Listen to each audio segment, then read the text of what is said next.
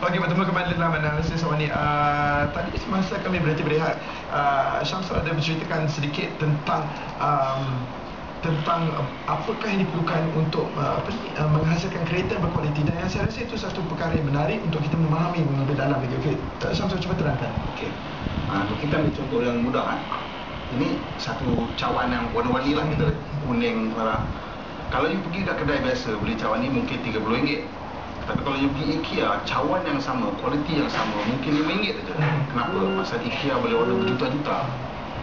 Sama juga, kalau Proton nak menghasilkan kereta yang kualiti, dia perlu menghasilkan tarik tempat tangan yang berkualiti, meter berkualiti, semua tu duit. Jadi kalau you order Proton sekarang total volume setahun 200 lebih, tak sampai 300,000, 160,000 setahun. Bila you compare dengan, for example, Toyota yang dekat 10 juta dan 10 juta komponen yang sama, of course Toyota boleh engineer satu komponen yang 10 kali lagi bagus daripada Proton, but get it at low price than Proton. Jadi macam mana kita nak compete dengan diorang dari segi kualiti? Memang tak boleh. Jadi itulah sebabnya Proton kenapa dia perlu plug into another bigger ecosystem.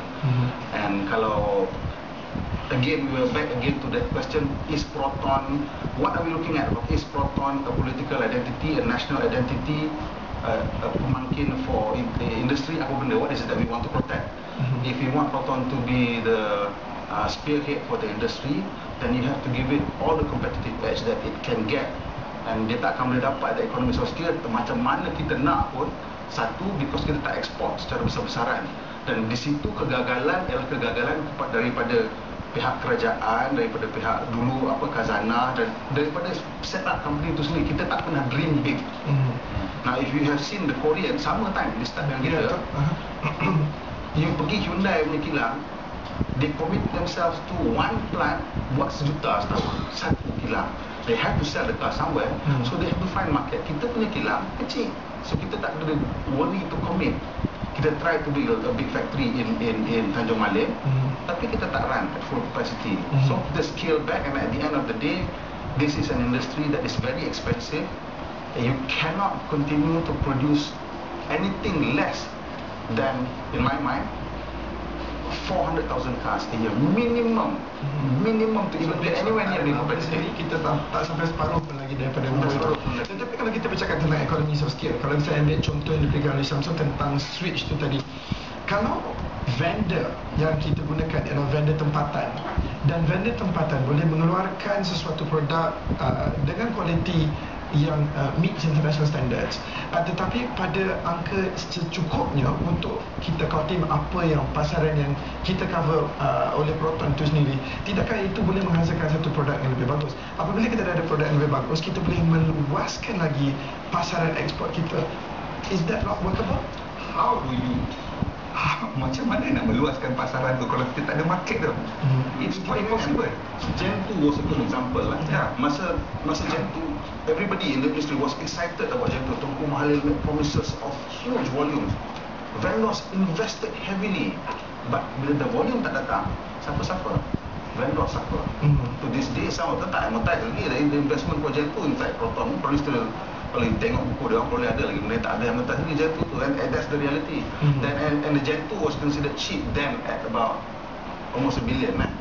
So now one model. Macam kita ni, it's a volume game sekarang ni. Bukan macam dulu. Dulu ada orang kata ekonomi skill ni tak penting lah apa. No, I beg to differ. It's a volume game. Macam mana kita nak hasilkan komponen yang bagus kalau kita tak ada volume dan dapat harga yang kompetitif? Bit difficult. Saya selalu menggunakan Korea Selatan sebagai satu contoh bagaimana Isyandi mampu meningkat dan kita berada pada satu tahap yang hampir sama. Apa modul yang kita boleh ambil daripada mereka dan pelajari? Kalau nak mengejar tu mungkin susah, tapi setidaknya kalau kita memandang balik pada 1997 apa yang telah mereka lakukan, mungkin ada sesuatu yang boleh dilakukan di seluruh Proton pada hari ini untuk meningkatkan volume. Kita berani. Hyundai masuk ke Amerika pada awal tahun 80-an dengan kereta yang bernama Hyundai Pony dengan Hyundai Stella. Kiranya kalau kata dari segi manusia lah, kegagalan Hyundai Pony dengan Hyundai Stella tu tak boleh nak diceritakan. Malunya kereta tu betul. Dia masuk. Kereta tu warranty claim dia, out of the ballpark. The cars broke down, berkarat. There was nothing good about the cars. Tapi mereka masuk. Dia masuk juga, they try and they push the cars. But the cars were very bad sampai to a point where they had to pull back a bit, and then come out with new product. But they kept at it. That's the only way to do it. So they are also getting full support from the government also, and also from their own people. Well, again, you have to dream big. Again, it's as about anything, because a car is a big ticket item you nak purchase. Bila you beli kereta Proton and orang cakap kata kereta tu tak berkualiti, you pun tak sedar hati nak beli.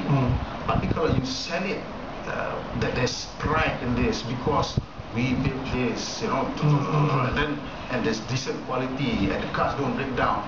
Kita nak support pun sedap, but on the government part, I don't know whether they're willing to spend the kind of money that Hyundai is spending to market their cars in America and Europe. Yalah, tak jadi apa yang menghalang kita daripada melainkan meminta bantuan kerajaan ataupun menunggu kerajaan mengeluarkan dana untuk kita market di luar sana. Jadi apa yang menghalang kita di sini? Bukannya macam tu sebenarnya. Dia masalah Proton sebenarnya ialah owner lama ni dia tak berapa faham apa itu industri otomotif. Kita boleh nampak bagaimana, contoh paling simple lah, Proton digunakan oleh banyak badan kementerian untuk sponsor kenderaan apa semua. Those cost money. Proton sampai kena sewa kereta untuk sponsor event kerajaan tu, satu benda yang pada saya kelakar. How do you do business? So dengan sekarang ni saya dah nampak terus bila DRB dia ambil alih, dia terus dah tak sponsor benda-benda yang tak berkaitan dengan otomotif, which is correct because Proton perlu menjaga dana mereka sendiri. Kemudian Proton juga sebelum ini dia mempunyai planning yang ada, perancangan memang ada enjin baru. Proton tahu yang enjin mereka perlu diganti dengan segera kerana sekarang ni minyak semakin naik dan semua orang dah gunakan enjin-enjin yang menjimatkan minyak. Mereka dalam planning mereka, target mereka adalah sebuah enjin yang menggunakan cuma 4 liter per 100 km. Mereka ada planning tu semua, tetapi tak dapat dibuat kerana tidak mendapat persetujuan daripada khazanah. Okay, mungkin sebab buat enjin bukan murah, you kena tukar tooling apa semua, it will cost a lot, but it's a one off cost. Lepas tu dia boleh run dah. Proton cannot survive on the current engine right now. The current engine is outdated. But termasuk juga enjin CFE. Okey, sebenarnya kita terpaksa berhenti melihat orang kat dalam dah bising dekat saya. Tapi bila kita kembali nanti kita nak tanya sama lagi daripada apa yang dikatakan oleh Hazri itu. Teruskan bersama kami untuk analisis sama ni. Maksudnya dia habis boleh.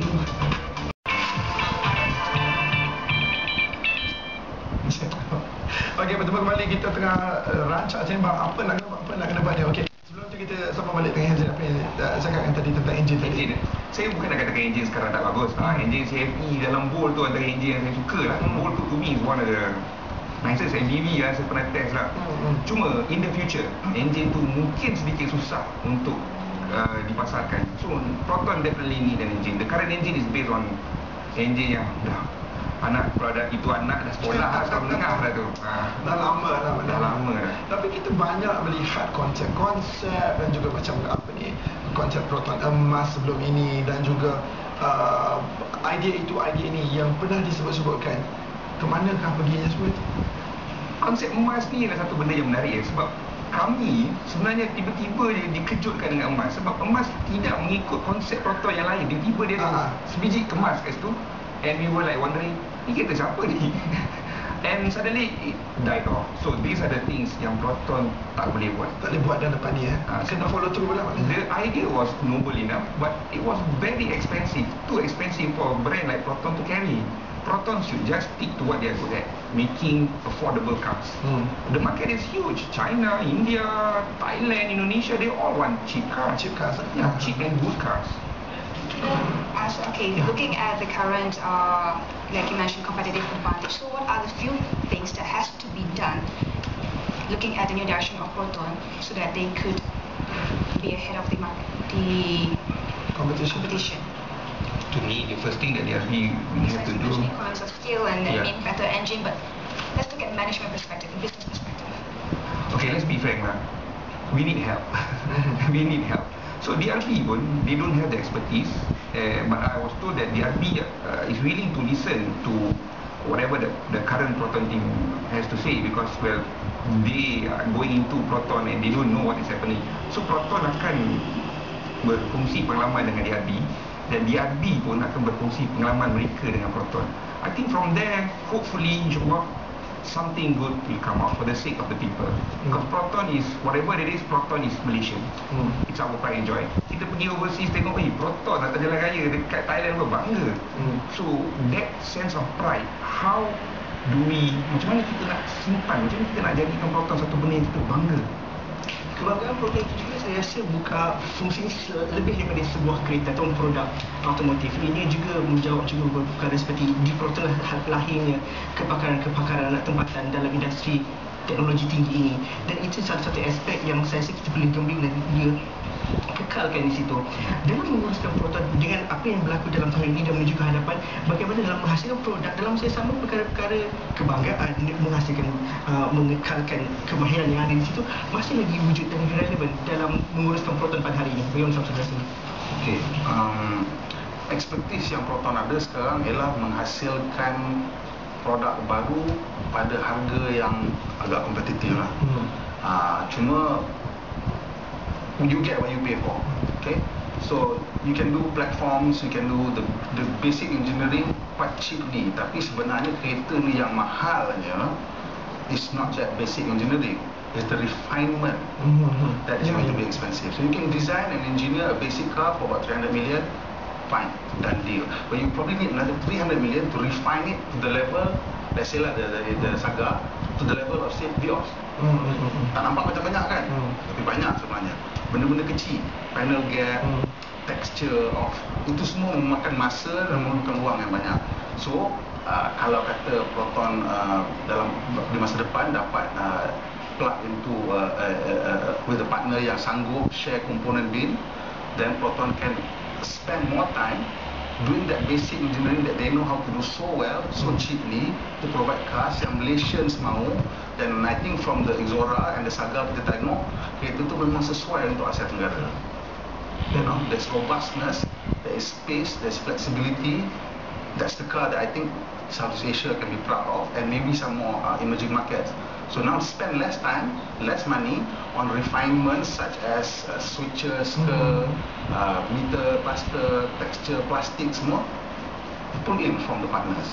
You focus on itu getting the penting ada architecture partner right. tu tadi. Yes. Tadi So you just sebelum kita start show tadi saya duk sembang dengan Cynthia memang sampai sekarang tak puas hati. Dia kata kalau nak beli Proton takut ada isu ini, ada itu isu itu. Basically precisely before this the perception was quite massive, negative among the masses, but kita tengok lepas in the 6 years that Itu pun is perspective. When the Gen 2 and the Myvi was launched at about the same time. The Gen 2 was launched first, and Proton at that time claimed, I think they had defects per unit of what, 6, 7 or something like that. Yeah, that's down from 20 plus, 30 plus defects per unit tau. So to us it was already wow, good news. 2 weeks later, Myvi was launched, and that defect per unit was 0.2. So we thought, you mean 2? No. 10 cars, 2 defects. Oh. Toyota punya standard 0.1. Itulah sebabnya sebab Myvi ada produk, ada backing, dia punya That's right. technical partnership itu di situ. Exactly. Itu yang diperlukan. Itu yang diperlukan. Because this is all about experience. You pernah buat 3 buah kereta, you pernah tulis 3 karangan, you 3 lah karangan you pernah buat. Tapi kalau you dah buat 300 karangan, you dah tahu where are pitfalls, how to plan ahead, how to make it fit perfectly. You as somebody can tell you, I want a 600 word piece in half an hour. You can give a 600 word piece. Nam, cantik, semua everything in. But this is it. Proton has only ever built 3, 4, 5 cars. That's it. So the experience is not enough. Jadi partnership, and also I have to add, Proton perlu sekarang ni mengambil orang-orang yang lebih faham dan arif tentang kereta. Mereka-mereka yang berpengalaman tentang kereta. Bukan mereka-mereka daripada industri yang lain. Ini bukan masa untuk bereksperimentasi ya. Bukan. Because of what? Yes. Ambil orang-orang yang betul-betul terbukti dalam industri kereta. Masa untuk be serious. Okey, itu saja masa yang kita ada. Mana rasanya kalau kita nak sembang macam ni lagi 3,000 perkataan boleh kita sembang lagi. Tapi itu saja masa yang kita ada. Terima kasih kerana bersama kami. Terima kasih kepada Syamsul dan juga Hezri dan juga Cynthia dan Zul. Kita bercerita tentang kereta petang ni. Dan insyaAllah kita akan jumpa lagi. Assalamualaikum. Jumpa lagi. Bye-bye.